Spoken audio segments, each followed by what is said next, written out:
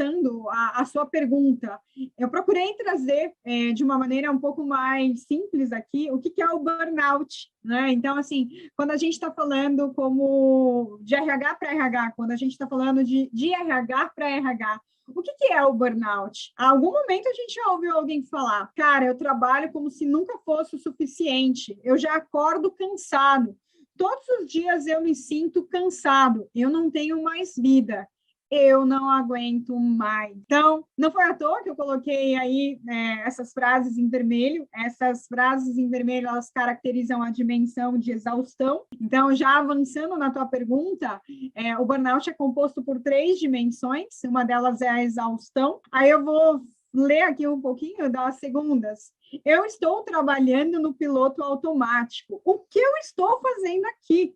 Eu não suporto o meu trabalho. Qual a lista de tarefas que eu preciso fazer para ir embora logo daqui? Eu não aguento mais essas pessoas. Ai, eu me sinto já indiferente. Essa é a dimensão número 2, que é a dimensão de distância mental, ou também conhecida como cinismo. Geralmente as pessoas não gostam muito da palavra cinismo, né? Tem até um entendimento um pouco ruim, por isso que a gente traduz ela também como distância mental. E por último, Edu, a terceira dimensão do burnout. Eu me sinto incompetente. Eu não me sinto mais capaz, eu não vejo futuro para mim. Então, essa é a terceira dimensão do burnout, que é a dimensão de autoeficácia, quando a pessoa começa a se sentir realmente incapaz. E a frase que ela é muito falada e muito trazida pela Cristina Maslach é: um bom dia é quando nada de ruim acontece. Então, nos estudos dela, ela percebe que essa é uma frase que ela traz uma profundidade muito grande sobre o que é uma pessoa à beira de um burnout. Um bom dia é quando nada de ruim acontece. Isso mostra que a pessoa já está chegando no limite. Tá?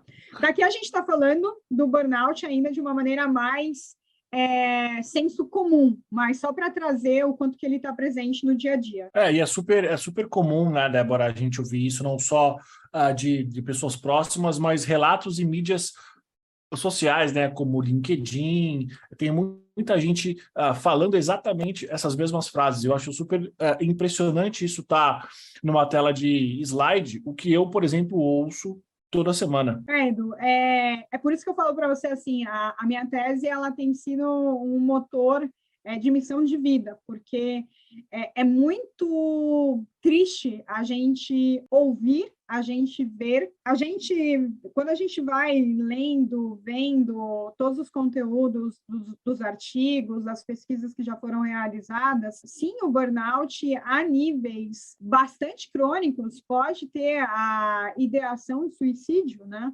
Então, pode levar uma pessoa a um processo depressivo, pode levar uma pessoa a ter ideias suicidas, é bem delicado.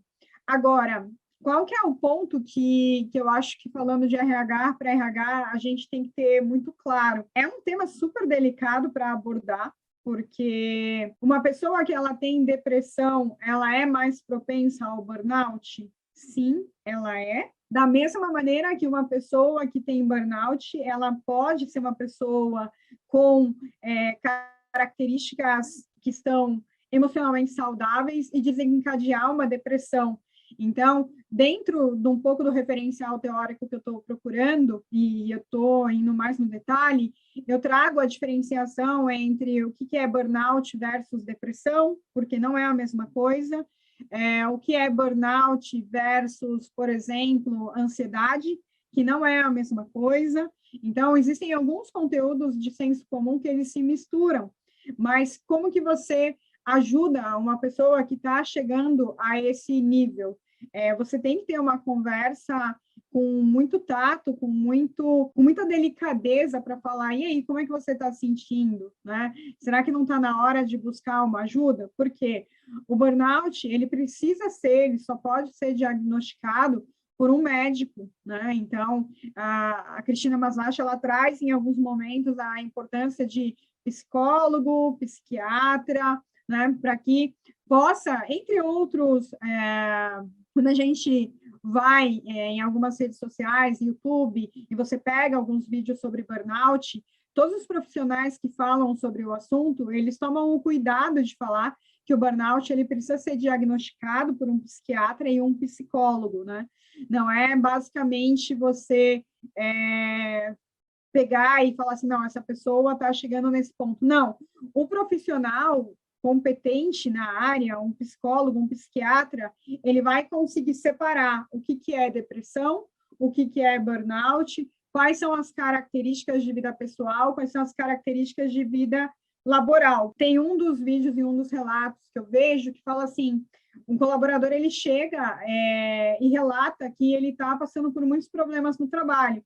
E aí, quando vai aprofundar, começa a perceber que está tendo uma crise familiar, um casamento que está com problema, filhos que estão com problema. Então, essa é a importância de separar o que é burnout das demais questões. Muito bom, Débora. Então, Edu, você tinha me perguntado sobre a questão do burnout. O que eu achei que foi importante trazer aqui para os colegas de recursos humanos?